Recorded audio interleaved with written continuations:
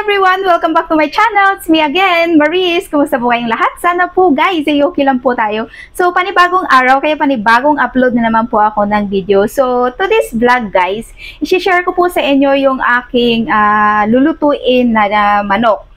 Ito pong recipe na to ay i-recommend ko po sa inyo dahil for sure magugustuhan nyo po talaga yung recipe na to. So guys, ito po yung aking mga ingredients. Meron po akong chicken, tapos kailangan po natin ng spring onion, kahit isa lang po okay na. Tapos meron po akong mushroom. Pwede po kayong gumamit ng dried mushroom or yung fresh na mushroom. Tapos luya. Guys, ito naman yung pantimpla natin sa manok. Sila po yung magpapasarap ng ating stew na chicken. So, ngayon guys, ang next ko naman gagawin ay lilinisin ko na ang chicken. So, ipapakita ko sa inyo guys kung paano ko siya gagawin. So guys, ito na po yung chicken na nabili ko. I think almost 1 kilo. So, ang gagawin ko po dito ay tatanggalin ko yung kanyang ulo. Ulo guys, gugupitin mo lang. Yan. Tapos, itong paa niya.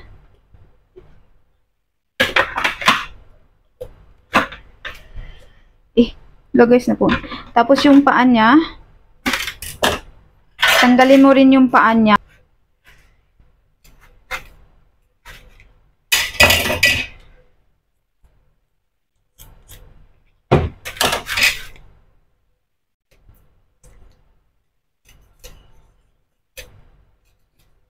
Depende sa inyo guys kung gusto nyo isama yung paa. Yan. Tanggalin mo yung mga dumi sa loob. Ganito po kami guys maglinis ng chicken. Malinis na po yung loob. Guys, ganito na po yung itsura ng chicken. So, ang next ko pong gagawin ay huhugasan ko siya. After ko siyang hugasan, ibababad ko siya sa tubig na may asin.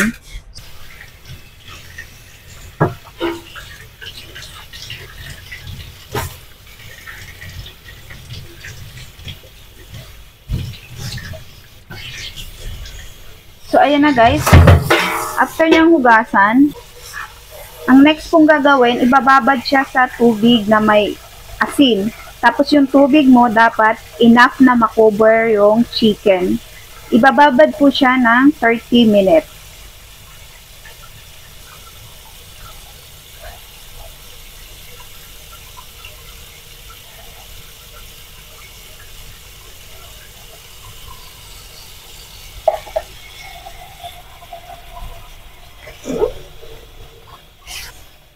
After 30 minutes, kailangan po natin i-dry yung chicken.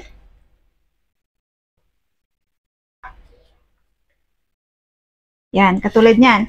Tapos, kapag dry na siya, i-apply na po natin yung marination. So, meron po ako ditong light soy sauce at saka dark soy sauce. Yan, pinaghalo-halo ko po na siya. Tapos, ang gagawin natin guys, ganito lang. Yan, ibuhos mo lang sa katawan ng manok. Yan, ilalagay mo lang siya sa manok. Massage. Yan guys. Ganito lang po ang gagawin nyo. Yan. Labas at loob po ng manok. Lagyan mo ng sauce. Yan.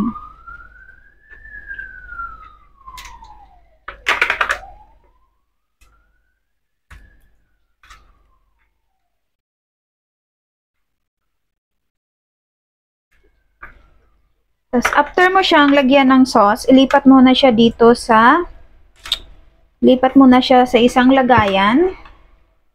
Ayan. Kasya naman siya. Lagay po natin yung mga sabaw-sabaw.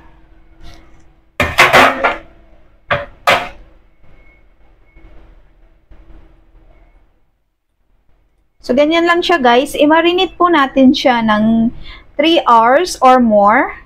Kasi the more siya na matagal siyang nakababad dyan sa sauce niya, mas na-absorb po niya yung lasa. Mas masarap po.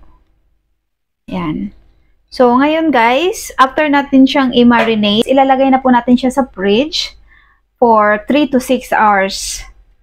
So guys, pagkalipas po ng ilang oras ng marination ng chicken, na po yung aking mga sangkap, naihanda ko na po sila. Ito na po yung mushroom, kinat ko na po, ginger, ito po yung spring onion, and then meron po akong 400 ml na water, 400 ml na chicken broth.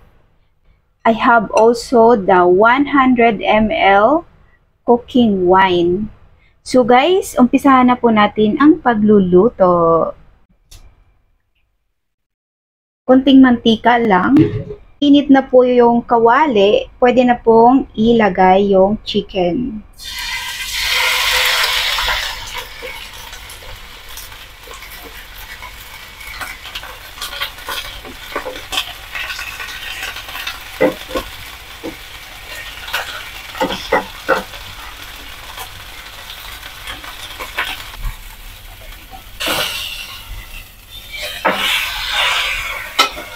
Kabilang side naman guys. Yan. Medium lang po yung apoy para hindi naman siya masunog. Oops, yung kabilang side naman nito. Yan.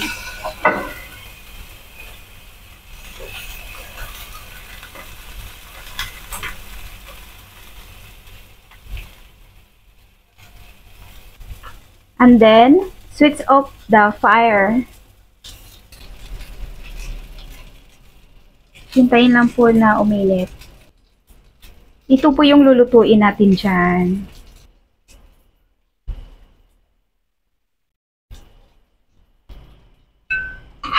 Una pong ilagay yung luya.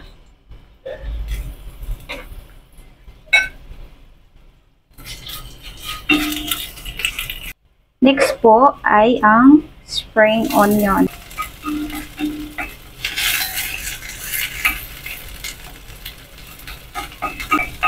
Yan, nabango na siya guys. After nyan, ilagay na po yung mushroom. Okay.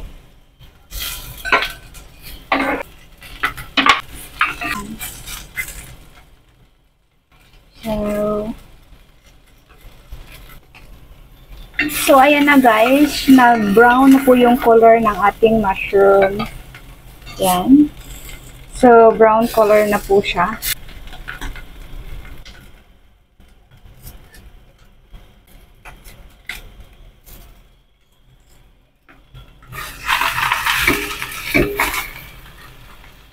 Tapos, ilagay po natin yung ating cooking wine.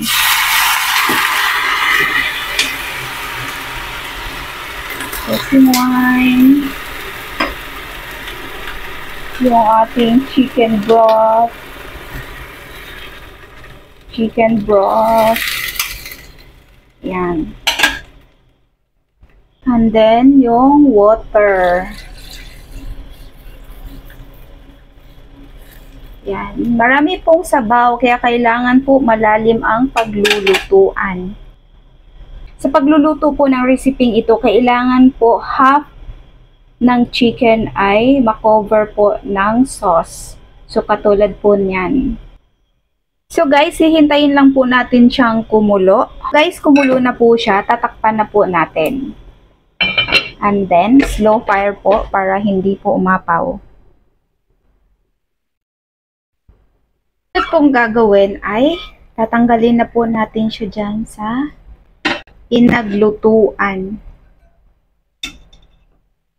Yan. Tanggalin natin. Oops. So, ayan na po siya guys. So, ngayon ang gagawin natin, ilalagay po natin siya sa fridge ng 30 minutes. Itong sauce, on po natin yung fire sa pinakamalakas para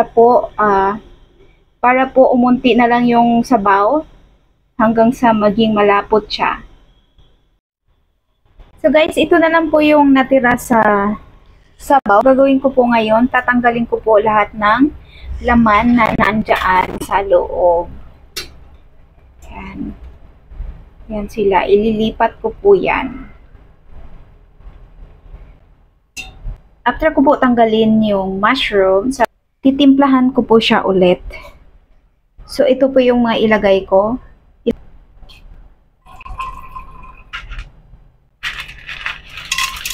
Tapos, hahaluin. Hintayin po natin na mag-melt yung sugar. So, ito na po yung pinaka-sauce natin po sa chicken.